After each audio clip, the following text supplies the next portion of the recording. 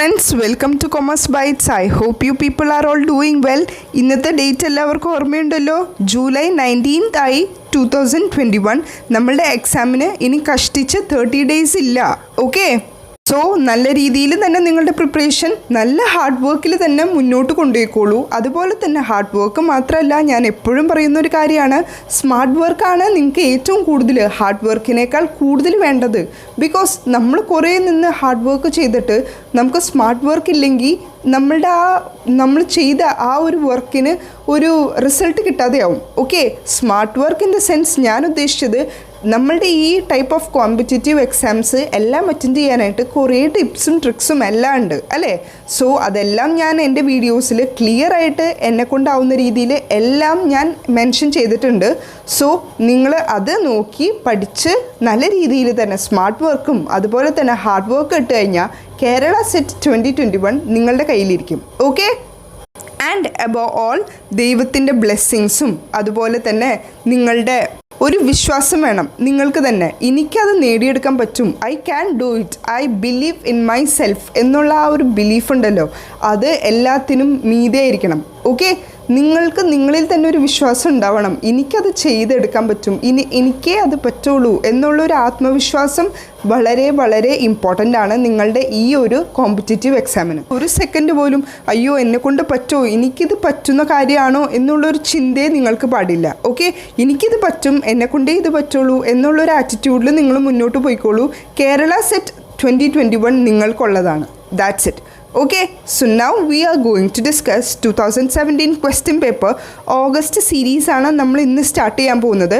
ഞാൻ part by പാർട്ടായിട്ട് ഇടാം. അപ്പോൾ ഇപ്പോൾ നമ്മൾ സ്റ്റാർട്ട് ചെയ്യാൻ പോകുന്നത് 2017 ഓഗസ്റ്റ് സീരീസാണ്. 2017 ഫെബ്രുവരി സീരീസ് ഞാൻ ഓൾറെഡി കവർ ചെയ്തിട്ടുണ്ട്. അതിൽ ഓൾമോസ്റ്റ് എനിക്കൊന്ന് ഒരു 30 to 35 ക്വസ്റ്റ്യൻസ് ആണ് ഞാൻ ഡിസ്കസ് ചെയ്തിട്ടുള്ളത്, which I felt very important. നിങ്ങളുടെ ക്വസ്റ്റ്യൻ പേപ്പറിൽ ചോദിക്കാൻ ചാൻസ് ഉള്ള ഏരിയാസിൻ്റെ ക്വസ്റ്റ്യൻസ് ആണ് ഞാൻ നിങ്ങൾക്ക് ഇത്ര നാൾ പ്രിപ്പയർ ചെയ്ത് തന്നത്. ഓക്കെ, സോ ഒരു കാര്യം ഞാൻ ഓർമ്മിപ്പിച്ചോട്ടെ, നമ്മളുടെ കൊമേഴ്സ് ബൈറ്റ്സ് എന്ന യൂട്യൂബ് ചാനലിൽ 12 പ്ലേലിസ്റ്റ് ക്രിയേറ്റ് ചെയ്തിട്ടുണ്ട്.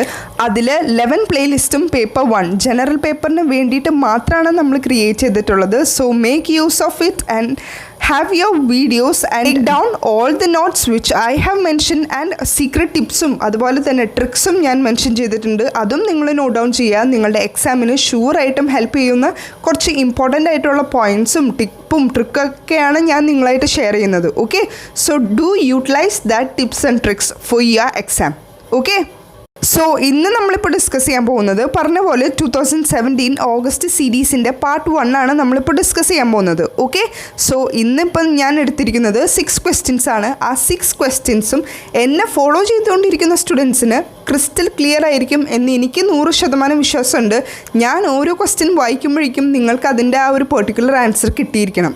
That's for sure. ഓക്കെ, ഞാൻ April 21 തുടങ്ങി റെഗുലറായിട്ട് വീഡിയോസ് ഇടുന്നതാണ്. ഡെയിലി ടോപ്പ് മിനി സീരീസ് എന്ന് പറഞ്ഞും ക്വസ്റ്റ്യൻ പേപ്പർ ഡിസ്കഷൻ എന്നും മോഡൽ ക്വസ്റ്റ്യൻ പേപ്പർ സീരീസ് എന്ന് പറഞ്ഞ് കുറേ അധികം സീരീസ് ഞാൻ പ്ലേലിസ്റ്റിൽ ക്രിയേറ്റ് ചെയ്തിട്ടില്ലേ. അതെല്ലാം റെഗുലറായിട്ട് ഫോളോ ചെയ്യുന്ന എൻ്റെ സ്റ്റുഡൻസിന് ഈ പറയുന്ന ക്വസ്റ്റ്യൻസ് എല്ലാം ക്രിസ്റ്റൽ ക്ലിയർ ആയിരിക്കും എന്ന് എനിക്ക് 100% വിശ്വാസമുണ്ട്. എൻ്റെ വിശ്വാസം നിങ്ങൾ തെറ്റിക്കരുത്. ഓക്കെ, ചെയ്യാൻ പോകുന്നതിൽ ഏതെങ്കിലും ഒരു ക്വസ്റ്റ്യൻ നിങ്ങൾക്ക് തെറ്റിപ്പോയി കഴിഞ്ഞാൽ go study that particular portion. Because ഞാനിപ്പം മെൻഷൻ ചെയ്യാൻ പോകുന്ന എല്ലാ പോയിൻറ്റ്സും വളരെയധികം ഇമ്പോർട്ടൻ്റ് ആണ്. ഞാൻ 100 പ്രാവശ്യമെങ്കിലും ഈ ഓരോ സെക്ഷൻ ബൈ സെക്ഷനായിട്ട് പറഞ്ഞു പോയിട്ടുള്ള കാര്യമാണ്. ഓക്കെ, അതുകൊണ്ട് അത്ര ഇമ്പോർട്ടൻറ്റിൽ തന്നെ നിങ്ങൾ കേട്ടിരിക്കുക, എന്നിട്ട് നോട്ട് ഡൗൺ ചെയ്യുക, നോട്ട് ഡൗൺ ചെയ്യാത്ത പോയിൻറ്റ്സ് ആണെങ്കിൽ. പിന്നെ എൻ്റെ പുതിയ സ്റ്റുഡൻസിനോട് എനിക്ക് പറയാനുള്ളത്, നമ്മൾ പറഞ്ഞു പ്ലേലിസ്റ്റ് ക്രിയേറ്റ് ചെയ്തിട്ടുണ്ട്, 11 പ്ലേലിസ്റ്റ് ഉണ്ട്. സമയമുണ്ടെങ്കിൽ നിങ്ങൾക്ക് ആ വീഡിയോസ് കണ്ടു കഴിഞ്ഞാൽ വളരെയധികം ഹെൽപ്ഫുൾ ആയിരിക്കും. നമ്മൾ എക്സാം പോയിൻ്റ് ഓഫ് വ്യൂവിൽ മാത്രമാണ് ഓരോ വീഡിയോസും ക്രിയേറ്റ് ചെയ്യുന്നത്. കാരണം എൻ്റെ ഫോക്കസ് എന്താണെന്ന് വെച്ച് കഴിഞ്ഞാൽ എന്നെ ഫോളോ ചെയ്യുന്ന എൻ്റെ സ്റ്റുഡൻസിന് കേരള സെറ്റ് കിട്ടിയിരിക്കണം. ഓക്കെ, അതാണ് എൻ്റെ ഫോക്കസ്. സോ ഞാൻ അതിന് മാത്രം ഫോക്കസ് ചെയ്തിട്ടാണ് ഓരോ വീഡിയോസും ക്രിയേറ്റ് ചെയ്യുന്നത്. So do utilize all the videos. That's it. നമുക്കപ്പോൾ ക്വസ്റ്റ്യനിലേക്ക് പോവാം. Question number 1, branch of philosophy deals with theory of knowledge. Theory of knowledge എന്ന് പറയുന്ന ടേം ഏത് സെക്ഷനിലേക്കാണ്, ഏത് ബ്രാഞ്ച് ഓഫ് ഫിലോസഫിയിലേക്കാണ് ഡീൽ ഔട്ട് ചെയ്യുന്നത് എന്നാണ് ചോദിച്ചിരിക്കുന്നത്. Options are option A ethics, option B epistemology, option C metaphysics and option D aesthetics. അപ്പോൾ ആൻസർ വേഗം പോന്നോട്ടെ. The answer will be option B, that is epistemology. Epistemology ആണ് the branch of philosophy which deals with the theory of knowledge. Ethics നമ്മൾ എന്തിനെയാണ് കൂടുതൽ focus ചെയ്യുന്നത്?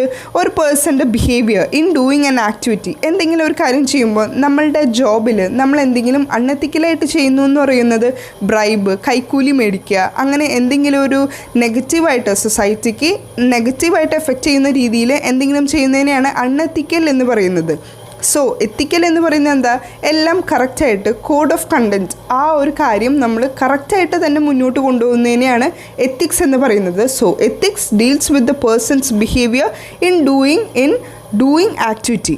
Okay, it deals with the moral principle. ഇത്രയും ഓർത്താൽ മതി. മോറൽ പ്രിൻസിപ്പിളിനെയാണ് എത്തിക്സ് എന്ന് പറയുന്നത്. ഇതെല്ലാം നമ്മൾ ഡേ ടു ഡേ ലൈഫിൽ കേൾക്കുന്ന ഒരു ടേമാണ് എത്തിക്സ് എന്നുള്ളത്. സോ ഞാനതിനെപ്പറ്റി കൂടുതലായിട്ട് പറയേണ്ട ആവശ്യമില്ല.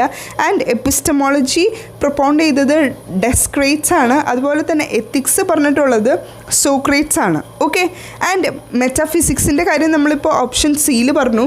അത് it deals with the first principle of things including abstract concepts as being, knowing, identity and time and space.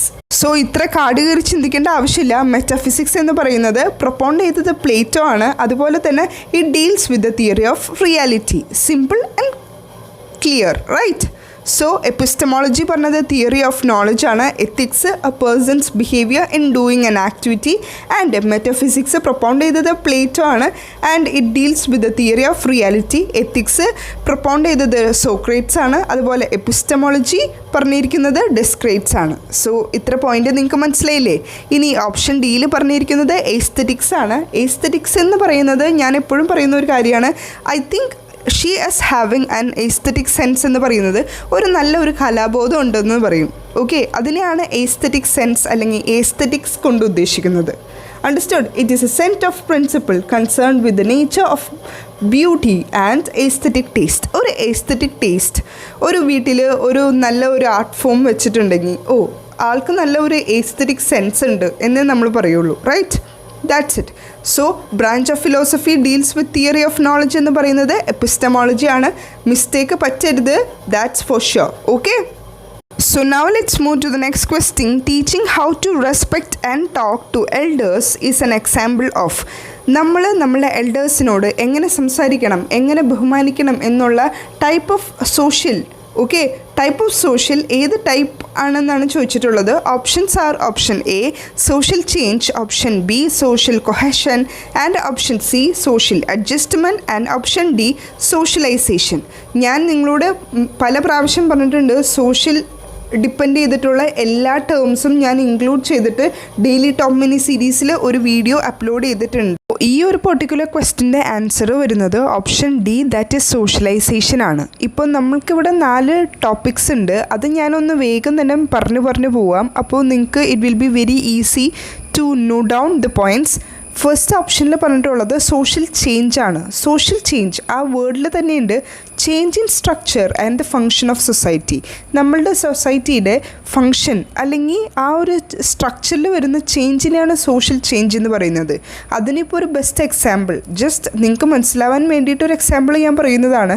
ഇപ്പോഴത്തെ നമ്മുടെ സൊസൈറ്റീനെ നോക്കിക്കഴിഞ്ഞാൽ എല്ലാവരും മാസ്ക് ധരിക്കണം എന്നുള്ളത് ഒരു സോഷ്യൽ ചേഞ്ചാണ്. ഇതുവരെ നമ്മൾ കാണാത്ത ഒരു ചേഞ്ചാണ് മാസ്ക് ധരിക്കണം എന്നുള്ള ഒരു ചേഞ്ച്. ഓക്കെ, സോ അതൊരു സോഷ്യൽ ചേഞ്ചായിട്ട് നമുക്ക് വേണമെങ്കിൽ കാറ്റഗറൈസ് ചെയ്യാം. ഇനി നെക്സ്റ്റ് ഓപ്ഷനിൽ പറഞ്ഞിട്ടുള്ളത് social cohesion. Cooperate with each other to survive, to ensure wellbeing of all its members, minimise disparity. എല്ലാവരുമായിട്ടൊരു കോപ്പറേറ്റ്, നല്ല രീതിയിൽ തന്നെ നമ്മൾ കോപ്പറേറ്റ് ചെയ്ത് മുന്നോട്ട് പോവുക എന്നുള്ളൊരു ടേമാണ് സോഷ്യൽ കൊഹഷൻ കൊണ്ട് ഉദ്ദേശിക്കുന്നത്. Cooperate with each other to survive, നമ്മളുടെ തന്നെ നിലനിൽപ്പിന് വേണ്ടിയിട്ട്, നമ്മളുടെ തന്നെ ജീവിതം നല്ലതാവാൻ വേണ്ടിയിട്ട് ഉള്ള ഒരു കോപ്പറേഷനാണ് സോഷ്യൽ കൊഹഷൻ കൊണ്ട് ഉദ്ദേശിക്കുന്നത്. ഇനി നെക്സ്റ്റ് വൺ പറയുന്നത് സോഷ്യൽ അഡ്ജസ്റ്റ്മെൻറ്റ് എന്നൊരു ടേമാണ്. അതായത് the effort by the individual to cope up with the standard value needs of the society to accept. നമ്മൾ സോഷ്യലി അഡ്ജസ്റ്റഡ് ആവുകയാണ്. Effort by the individual to cope up with the standard, ആ ഒരു standard വെച്ച് നമ്മൾ cope up ചെയ്യുകയാണ്. Values, needs, okay. Needs എല്ലാം നമ്മുടെ സൊസൈറ്റിയുടെ ആ ഒരു രീതിക്ക് നമ്മൾ അഡ്ജസ്റ്റബിൾ ആവുകയാണ്. അതാണ് സോഷ്യൽ അഡ്ജസ്റ്റ്മെൻറ്റ് കൊണ്ട് ഉദ്ദേശിക്കുന്നത്. And the answer here is option D. നമ്മൾ പറഞ്ഞ പോലെ സോഷ്യലൈസേഷൻ. സോഷ്യലൈസേഷൻ വളരെ ഇമ്പോർട്ടൻ്റ് ആയിട്ടുള്ള ടേമാണ്. ഞാൻ എപ്പോഴും പറയുന്ന ഒരു കാര്യമാണ്, ആസ് എ ഹ്യൂമൻ ബീങ് നമുക്ക് ആവശ്യമുള്ള ഒരു ഘടകം തന്നെയാണ് സോഷ്യലൈസേഷൻ. എല്ലാവരായിട്ടും നമ്മളൊന്ന് പെരുമാറേണ്ട ആ ഒരു രീതി, അതിനെയാണ് സോഷ്യലൈസേഷൻ കൊണ്ട് ഉദ്ദേശിക്കുന്നത്. അതുപോലെ തന്നെ നമ്മളുടെ എൽഡേഴ്സിനെ റെസ്പെക്റ്റ് ചെയ്യുന്ന ആ ഒരു ടേം മെൻഷൻ ചെയ്യുന്നത് ഈ ഒരു സെക്ഷനിലാണ്. Socialisation, adapting behaviour to the norms of culture, going out, ഹാങ്ങിങ് ഔട്ട് വിത്ത് ഫ്രണ്ട്സ്, ഇതെല്ലാം സോഷ്യലൈസേഷൻ്റെ ഒരു ഭാഗമായിട്ട് വരും. അതുപോലെ തന്നെ നമ്മളുടെ ഫാമിലി, ഫ്രണ്ട്സ്, സ്കൂൾ, പിയേഴ്സ്, അങ്ങനെയുള്ള ഒരു കാര്യവും സോഷ്യലൈസേഷൻ്റെ ഉള്ളിൽ തന്നെ പെടുന്നതാണ്. സോ നമ്മൾ സോഷ്യലൈസ്ഡ് ആവുക എന്നുള്ളത് നമ്മൾ ഫാമിലി, ഫ്രണ്ട്സ്, നമ്മളുടെ കസിൻസ് എന്നുള്ള ആ ഒരു കാറ്റഗറിയിൽ നമ്മൾ നല്ല രീതിയിൽ തന്നെ എൻഗേജ്ഡ് ആവുന്ന ആ ഒരു ടേമാണ് സോഷ്യലൈസേഷൻ കൊണ്ട് ഉദ്ദേശിക്കുന്നത്. ആൻഡ് റെസ്പെക്ട് ടു എൽഡേഴ്സ് എന്ന് പറയുന്ന പോയിന്റിൻ്റെ ആൻസർ വരുന്നതും സോഷ്യലൈസേഷനിൽ ഇൻക്ലൂഡഡ് ആണ്. ഓക്കെ. ഡെയിലി ടോക്ക് മിനി സീരീസിൽ ഞാൻ ഈ ഒരു സോഷ്യൽ മയം എന്നുള്ള ഒരു ഹെഡിങ്ങിൽ ഞാൻ വീഡിയോസ് അപ്ലോഡ് ചെയ്തിട്ടുണ്ട്. സോ മിസ് ഔട്ട് ചെയ്തവർ മസ്റ്റായിട്ട് കണ്ടിരിക്കണം. കാരണം സോഷ്യൽ റിലേറ്റഡ് ഒരു ക്വസ്റ്റ്യൻ നിങ്ങൾക്ക് എക്സ്പെക്റ്റ് ചെയ്യാം. That is 100% sure. Okay. Daily top mini സീരീസിലെ 95% പോർഷൻസും ഞാൻ ഓൾറെഡി കവർ ചെയ്തിട്ടുണ്ട്. സോ മിസ് ഔട്ട് ചെയ്തവർ മസ്റ്റായിട്ട് കണ്ടിരിക്കേണ്ട ഒരു പോർഷനാണ്. ആൻഡ് ആ ഒരു വീഡിയോയിൽ തന്നെ ഞാൻ ടിപ്സും ട്രിക്സും എല്ലാം മെൻഷൻ ചെയ്ത് പോകുന്നുണ്ട്. Okay. So now let's move to the next question. So next question ഒരു മാച്ച് ദ ഫോളോയിങ് ആണ്. ഞാൻ അവിടെ കറക്റ്റ് ആയിട്ടുള്ള ആൻസേഴ്സ് ആണ് സെയിം ആയിട്ട് തന്നിരിക്കുന്നത്. Okay. So now let's check out what are the match the following. Trial and error theory of learning എന്ന് പറയുന്നത് ഹൂ പ്രൊപ്പോണ്ടഡ് എന്നാണ് ചോദിച്ചിരിക്കുന്നത്. The answer will be Thorndike. ആ തിയറീനെ നമ്മൾ കണക്ഷനിസം എന്നും പറയുന്നുണ്ട്. ആൻഡ് അദ്ദേഹത്തിൻ്റെ തിയറിയിൽ നമ്മൾ കുറച്ചധികം കാര്യങ്ങൾ മെൻഷൻ ചെയ്ത് പോയിട്ടുണ്ട്. അവിടെ ലേണിങ്ങിന് 3 ലോസ് ഉണ്ട്. Law of exercise, law of effect and law of readiness. And അദ്ദേഹത്തിൻ്റെ ആ ഒരു എക്സ്പെരിമെൻറ്റിലെ ബോക്സിന് വിളിച്ചിരുന്നത് പസിൽ ബോക്സ് എന്നും ആ ഒരു പസിൽ ബോക്സിന് പേരിട്ടിരുന്നത് ലോ ഓഫ് എഫക്റ്റ് എന്നാണ്. ഓക്കെ. ഇത്ര കാര്യങ്ങൾ നോട്ട് ഡൗൺ ചെയ്തു പോകുന്നത് വളരെയധികം നിങ്ങൾക്ക് ഹെൽപ്ഫുള്ളായിരിക്കും. അതുപോലെ തന്നെ ഇനി നെക്സ്റ്റ് വൺ നമ്മൾ നോക്കാൻ പോകുന്നത് ഫീൽഡ് തിയറി ഓഫ് ലേണിംഗ് ആണ്. ഫീൽഡ് തിയറി ഓഫ് ലേണിംഗ് പ്രൊപ്പോണ്ട് ചെയ്തിരിക്കുന്നത് ഹള്ളാണ്. ഹള്ളിൻ്റെ നമ്മൾ വേറൊരു തിയറി പഠിച്ചിരിക്കുന്നത് ഡ്രൈവ് റിഡക്ഷൻ തിയറിയാണ്. അത് ഞാൻ ഒരു 3-4 ടൈംസ് മിനിമം ഞാൻ പറഞ്ഞിട്ടുണ്ട്. സോ മിസ് ഔട്ട് ചെയ്തവർ മോഡൽ ക്വസ്റ്റ്യൻ പേപ്പർ സീരീസ്, അതുപോലെ തന്നെ ക്വസ്റ്റ്യൻ പേപ്പർ സീരീസ് മസ്റ്റായിട്ട് കണ്ടിരിക്കണം. നിങ്ങൾക്കത് നല്ലൊരു പ്രാക്ടീസ് ആയിരിക്കും. ഈ ക്വസ്റ്റ്യൻ പേപ്പർ സീരീസും അതുപോലെ തന്നെ മോഡൽ ക്വസ്റ്റ്യൻ പേപ്പർ സീരീസ് ഞാൻ പാർട്ട് 20 വരെ ക്രിയേറ്റ് ചെയ്തിട്ടുണ്ട്. That is all for you. Okay. So be utilised and do utilised. Okay. And the next one വന്നത് ക്ലാസിക്കൽ കണ്ടീഷനിങ് തിയറിയാണ് which was propounded by Pavlov. അത് ഒരു ഡോഗിനെ വെച്ചിട്ടാണ് ആ ഒരു എക്സ്പെരിമെൻറ്റ് കണ്ടക്ട് ചെയ്തിട്ടുള്ളത്. അത് ഞാൻ വളരെ സിമ്പിളായിട്ട്, കുട്ടികൾ എപ്പോഴും പറയാറുണ്ട് മാം അത് ഭയങ്കര ഞങ്ങൾക്ക് ബുദ്ധിമുട്ടാണ് എന്ന് പറഞ്ഞിട്ട് ഞാനത് വളരെ സിമ്പിളായിട്ട് ഒരു വീഡിയോയിൽ ഇൻക്ലൂഡ് ചെയ്തിട്ടുണ്ട്. ഐ തിങ്ക് എൻ്റെ ഓർമ്മ ശരിയാണെങ്കിൽ അത് മോഡൽ ക്വസ്റ്റ്യൻ പേപ്പർ സീരീസിൽ പാർട്ട് ഒരു 16-17 ആ ഒരു ഏരിയയിലേക്കായിരിക്കും അത് വരുന്നത്. So if you are interested and if you have time then do check it out. Okay. The next one will be, and ഈ ഒരു ക്ലാസിക്കൽ കണ്ടീഷനിങ് തിയറീൻ്റെ ഒപ്പം തന്നെ നമുക്ക് പറയാൻ പറ്റുന്ന ഒരു തിയറിയാണ് ഓപ്പറൻറ്റ് കണ്ടീഷനിങ് തിയറി, അല്ലേ? ഓപ്പറൻറ്റ് കണ്ടീഷൻ തിയറി പ്രൊപ്പോണ്ട് ചെയ്തത് BF സ്കിന്നർ ആണ്. ഇവരൊരു ബ്രദർ റിലേഷനാണ്, ഒരു ചേട്ടനനിയൻ ബന്ധമാണ്. Okay. Classical conditioning theory, Pavlov എന്ന് പറയുന്ന പോലെ അപ്പോൾ തന്നെ നമുക്ക് ഓർമ്മ വരുന്നതാണ് operant conditioning theory which was propounded by BF Skinner. Okay. So I think ഇത്ര പറഞ്ഞാൽ അത്ര ക്ലിയറായി എന്ന് ഞാൻ വിശ്വസിക്കുന്നു. And moving to the next one, cognitive learning theory. Cognitive എന്ന് കേൾക്കുമ്പോൾ തന്നെ അതിൻ്റെ തൊട്ടടുത്ത് ലേണിങ്ങും കൂടി ഉണ്ടെങ്കിൽ ഉറപ്പിച്ചോ അത് പൈഗറ്റാണ്. ഓക്കെ. കോഗ്നേറ്റീവ് ലേണിംഗ് തിയറി എന്ന് പറയുന്നത് പൈഗറ്റാണ്. ഓക്കെ. എന്നാൽ ഞാനൊരു ക്വസ്റ്റ്യൻ ചോദിക്കട്ടെ. സോഷ്യോ കൾച്ചറൽ തിയറി ആരാണ് പ്രൊപ്പോണ്ട് ചെയ്തതെന്ന് പറയാൻ പറ്റുമോ? ലെവ് വൈഗോട്സ്കി ആണ് സോഷ്യോ കൾച്ചറൽ തിയറി. അത് ഞാനൊരു 100 അല്ല 150 പ്രാവശ്യം നിങ്ങളോട് പറഞ്ഞിട്ടുണ്ട്. ഓക്കെ. അത് അത്ര ഇമ്പോർട്ടൻ്റ് ആയിട്ടുള്ള തിയറിയാണ്. പുതിയതായിട്ട് ജോയിൻ ചെയ്ത സ്റ്റുഡൻസിനോട് ഞാൻ ഒരു കാര്യം ഉറപ്പിച്ച് പറയാം, ലെവ് വൈഗോട്സ്കി അതുപോലെ തന്നെ പൈഗറ്റിൻ്റെ ക്വസ്റ്റ്യൻ നിങ്ങൾക്ക് 100% എക്സ്പെക്റ്റ് ചെയ്യാവുന്ന ഒരു സെക്ഷനാണ്. ഓക്കെ. ഇതെല്ലാം ഞാൻ പലതവണ നിങ്ങളോട് പറഞ്ഞിട്ടുണ്ട്. കാരണം അത് അത്ര ഇമ്പോർട്ടൻ്റ് ആയതുകൊണ്ടാണ് ഞാൻ ഇങ്ങനെ റിപ്പീറ്റ് ചെയ്ത് പറയുന്നത്. Understood?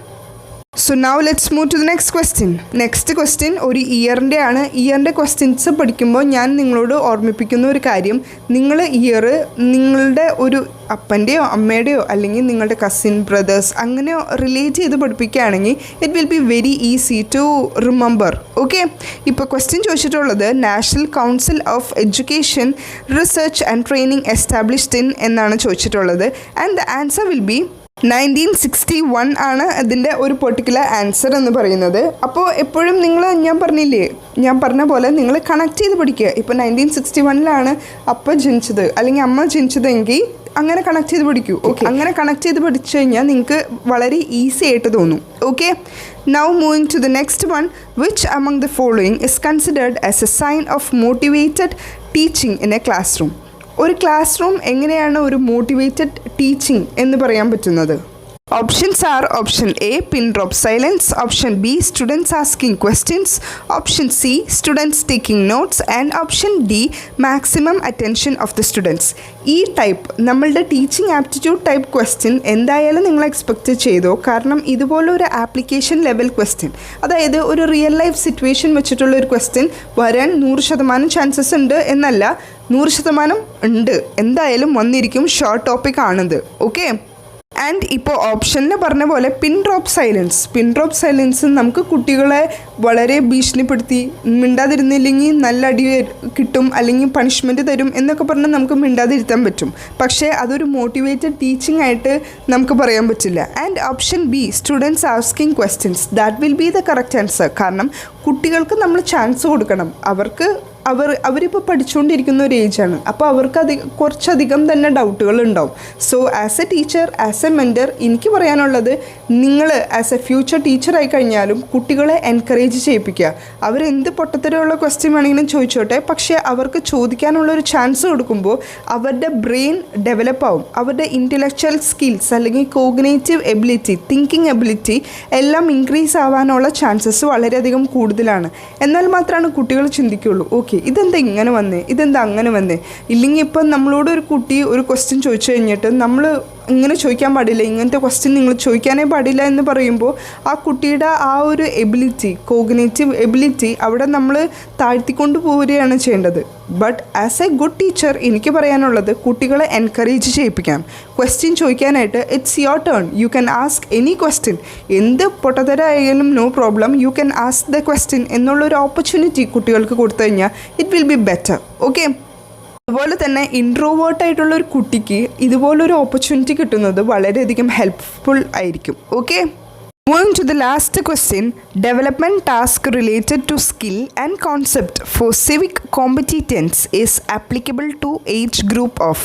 Options are option A 3 to 6 years, option B 5 to 12 years, option C 12 to 15 years, and option D 12 to 18 years. So here the answer will be option D, that is 12 to 18 years. Okay, ഒരു civic കോമ്പറ്റീറ്റൻസ് ആവാൻ നമ്മളുടെ development task relate ചെയ്തിട്ടുള്ള നമ്മുടെ സ്കില്ലും കോൺസെപ്റ്റും base ചെയ്തിട്ടുള്ള ഒരു age ഗ്രൂപ്പാണ് ചോദിച്ചിട്ടുള്ളത്. അത് 12 to 18 ഇയേഴ്സ് തന്നെയാണ്. ഈ സിവിക് കോമ്പറ്റീറ്റൻസ് എന്ന് പറയുമ്പോൾ നമ്മൾ അത്യാവശ്യം നല്ല ഒരു ഏജ് ആയിരിക്കണം, നമുക്കൊരു മെച്യൂരിറ്റി ഒക്കെ ഉണ്ടാവണം, റൈറ്റ്? ആ ഒരു സ്റ്റേജാണ് civic competence and the years will be 12 to 18 years. Okay, ഇനി അങ്ങോട്ടുള്ള 24 hours എത്ര അവേഴ്സ് നിങ്ങൾക്ക് പഠിക്കാൻ പറ്റുമോ അത്രത്തോളം നല്ലതായിരിക്കും. Okay, so with this note we are concluding. Let's see in the next video. Till then work hard and study well. That's it. Thank U.